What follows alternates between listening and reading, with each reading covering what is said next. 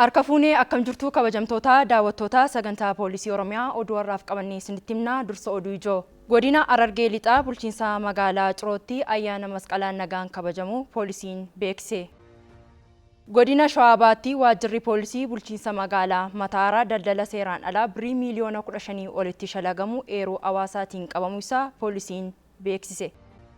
Amma oduu bal'inaan Anbilsee Bayyanaati. Godina Harargee Lixaa bulchiinsa magaalaa Cirootti ayyaana masqalaa nagaan kabajamu poolisiin beeksise. Araarsoo Mahammad dabalata qaba. Godina Harargee Lixaa bulchiinsa magaalaa Cirootti ayyaanni masqalaa rakkoo nageenyaa tokko malee kabajamee jira. Ayyaanni kunis nagaan kan kabajame tumsa qaamoleen nageenyaa fi hawaasni qindoominaan taasisaniin ta'u Daayirektarri itti aanaa waajjira poolisii bulchiinsa magaalaa Ciroo Inspektar Gargaaraa Haasahuun Baay'isaa ibsaniiru.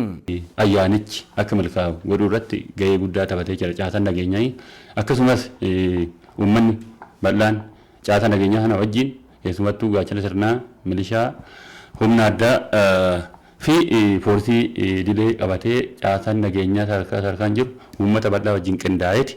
Kanarraan ka'e ayyaanichi ayyaana tasgabbiidhaan geggeeffamee fi hawaasa magaalaa kana maanguddoo biyya abbootii amantaa hawaasa dargaggeessa qeerroo fi qarree magaalaa keenya rakkoo tokko malee nu cinaa dhaabbatanii ayyaana kamirrattuu olaantummaa seeraan wajjin kabachiisuu isaa irratti galateeffachuun barbaada. Hordoftoonni amantaa kiristaanaa ayyaana masqalaa kabajuuf ba'an dubbifne tokko tokko ayyaanicha nagaan kabajuu isaaniitti kan gammadan ta'uu fi qaamolee nageenyaas galateeffataniiru.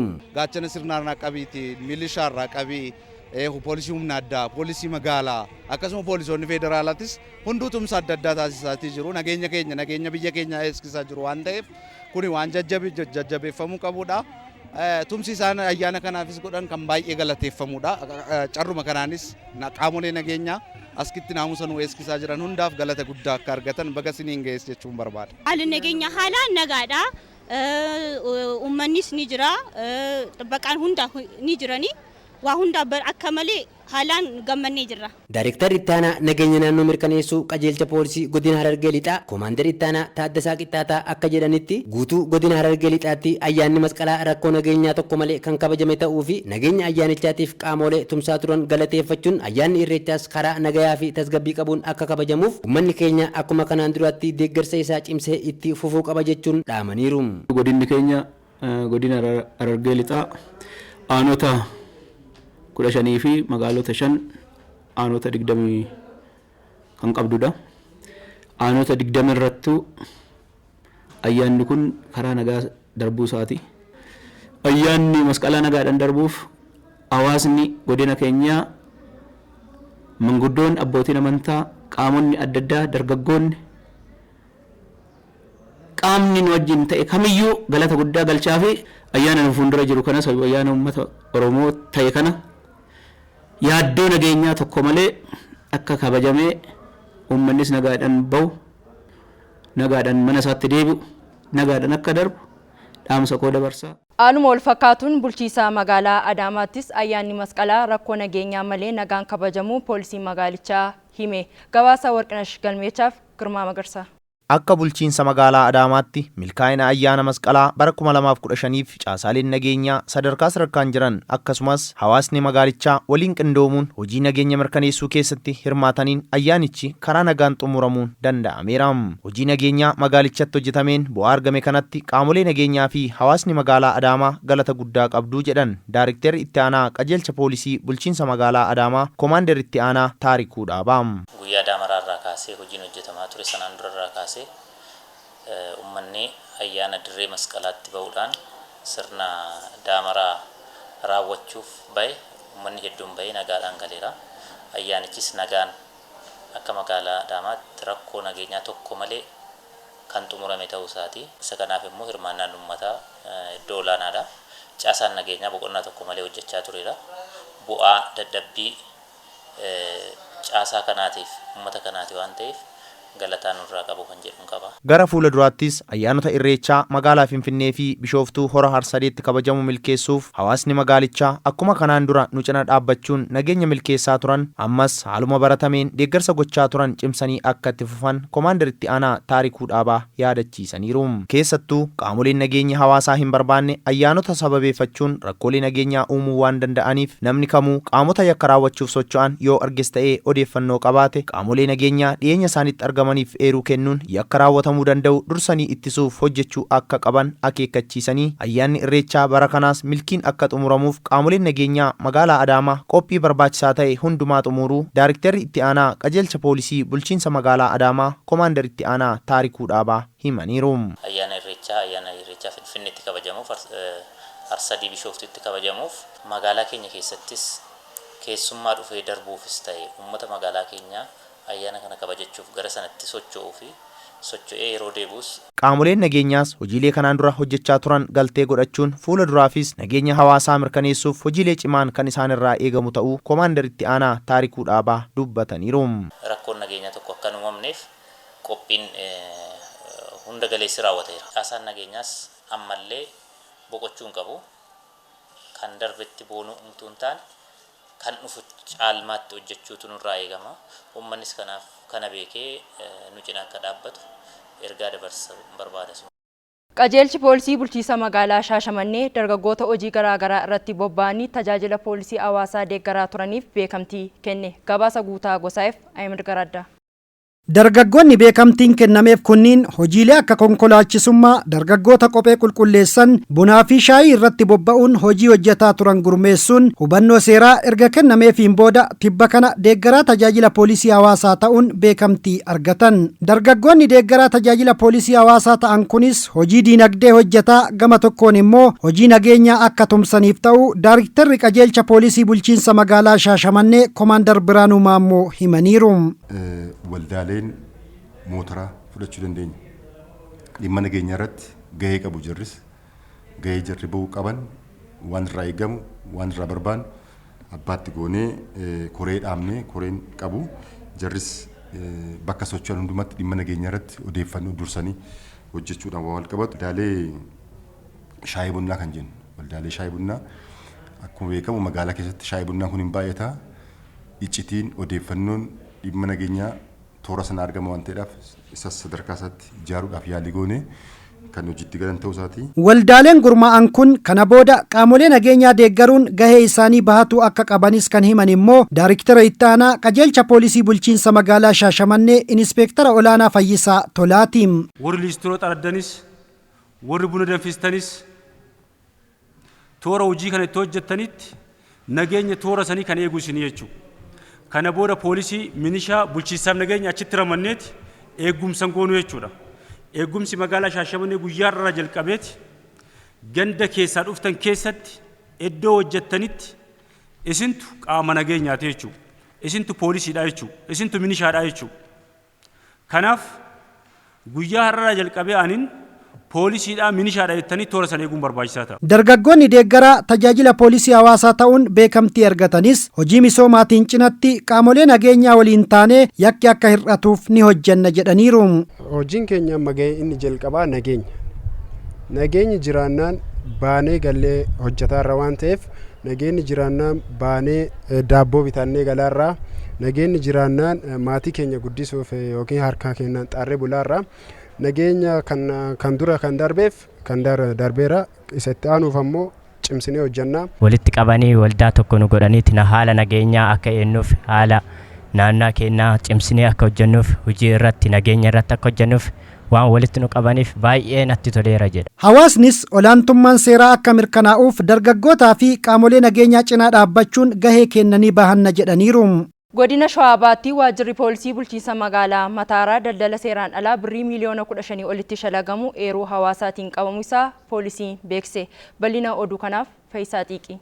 Bulchiinsa magaalaa Mataaraatti waajjirri poolisii magaalichaa meeshaaleen kontoroobaandii kun eeruu hawaasaatiin uffanni, kophee, shittoo, qodaa shishaa, rimootii TV fi wantoonni garaagaraa konkolaataa harkifamaa ta'een fe'amee magaalaa Awaash irraa gara magaalaa Adaamaatti osoo geeffamaa jiru to'atamuu isaa Daayirektarri ittaanaa waajjira poolisii bulchiinsa magaalaa Mataaraa Inspektar Ismaa'eel Abaadir himaniiru. Keessumaayyuu meeshaaleen gurguddaan achi keessatti argaman tokko carqiidha.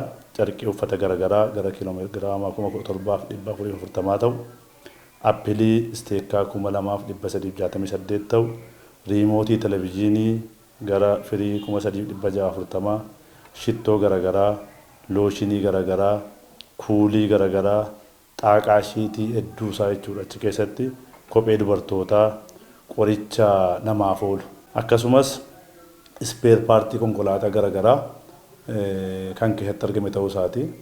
Gara gumruuka damee Awaashitti erginee waggaa tilmaamsifnu tilmaama qarshii miiliyoona 15 fi 956,760 tilmaamamu kan to'atame ta'uu isaati. Daldalli seeraan alaa miidhaa dinagdee biyyaa fi hawaasummaa irratti qabu olaanaa waan ta'eef namoota hojii alseerummaa irratti bobba'an seeratti dhiyeessuuf yeroo kamiyyuu hawaasni cinaa dhaabbachuu qaba jedhaniiru.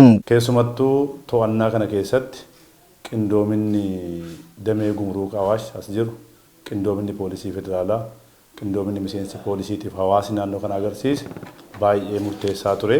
Qaamoleen yeroo darbe konkolaataa kana qabuu keessatti gahee isaanii bahatanis dirqama isaaniis haa ta'u malee galata guddaa dabarsaa fi ittaansuudhaanis qaamoleen hawaasaa keenya keessumaayyuu dhimmi diinagdee dhimma jiraachuu dhabuu ta'uusaa hubatee namoota daldala seeraan alaa irratti bobba'anii yeroo ammaa kana qaala'insa jireenyaatiin uummata keenya gidiraa agarsiisuuf deeman kana tarkaanfii nuti fudhachuudhaaf hojjennaa jiru kana nu cinaa akka dhaabbatanus. Daldala seeraan alaa xiqqeessuuf hojiileen bara 2014 keessatti hojiin hojjetamaa ture gaarii ta'uu eeranii kana caalmaatti itti fufsiisuuf qindoominni hawaasaa fi qaamolee nageenyaa sadarkaan jiran murteessaa akka ta'e dubbataniiru.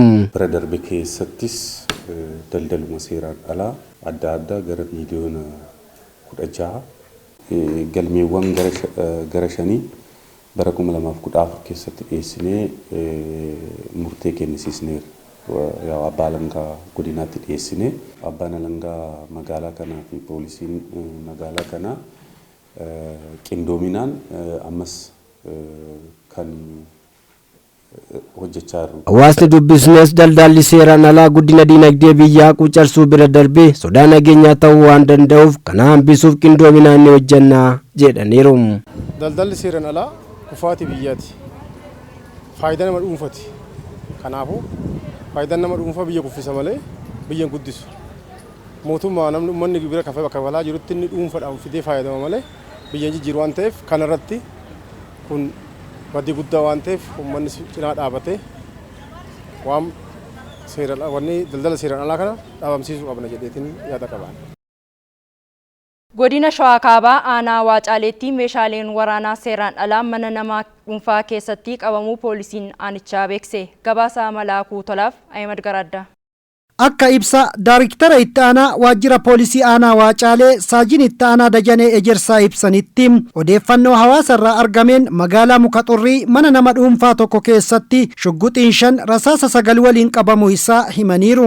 Magaalaa Mukaxurrii naannoo Gootii Sadaffaa jedhamee waamamu keessatti meeshaa waraanaa mana nama dhuunfaa keessatti meeshaa shugguxii gosa garaagaraa 5 kuufamee to'achuun danda'ameera. Rasaasa fakkaataa isaa wajjiniin rasaasa 9 kan ta'u mana nama dhuunfaa keessatti odeeffannoo arganneen sakatta'umsa tasa taasifneen meeshaa kana argannee jirra jechuudha. Kana malees gandoota baadiyaa keessatti sakatta'iinsa qaamolee nageenyaatiin meeshaaleen waraanaa boodatti hafoon 8 qabamee dhimmi isaa qulqullaa'aa akka jirus dubbatu.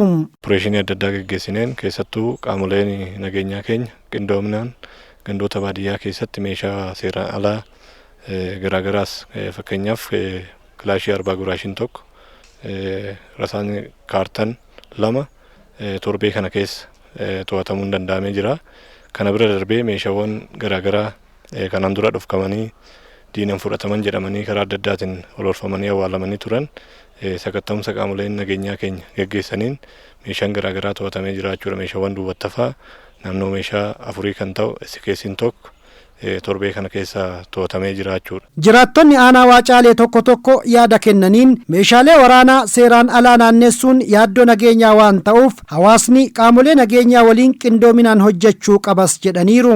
Meeshaan garaagaraa argamee biyyaan ta'u wal fixu san ta'u biyya keessattis durriyyeen illee shanee mikinaata godhatee biyya saamaa jira. Poolisiin laffa'ee asiif achi kaatee wanna kana hir'isuudhaaf baxaamidhaan ittan gammadaan. Namoonni dhimma kanatti ifa ba'uun barbaanne meeshaa waraanaa kana dallalanii miidhaa uummata keenya irraan ga'uuf akkasumas rakkoolee garaagaraa uumuudhaan waan socho'amaa jiruu fi miidhaa guddaa uummata keenya irraan gahaa waan ta'eef wanti kun akka fakkeenyatti fudhatamee dhaabbachuutu irra jiraata.